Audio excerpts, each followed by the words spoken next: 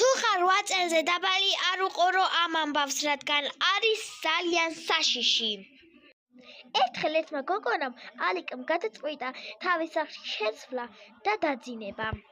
იწვა დიდი ხანი, მაგრამ უცებს საფითფარი შემოუნდა, ადგა და გასვლა დააპირა. სანამ ის იჯდა ტუალეტზე და თავის საქმეს აკეთებდა, მანამდე ეს მოდახმები. მოვედი.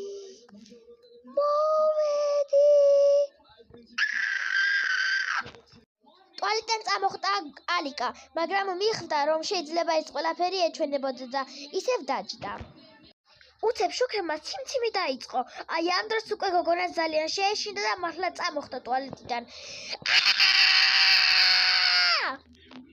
გადაწყვიტა გარეთ გასვლა, რომ დამშვიდებულიყო და უცებ დაინახა, რომ კარები იყო ღია. მას კარგად ახსოვდა, რომ კარები დაკეტა, მაგრამ უცებ გავარდა სახლიდან. გოგონამ თვითონაც კი არ იცოდა თან მირბოდა, უბრალოდ მირბოდა. თუ კიდე ფართო საშიში ამბავის, მაშინ დაეგეს ვიდეო და დაწერე კომენტარებში. ნახვამდის.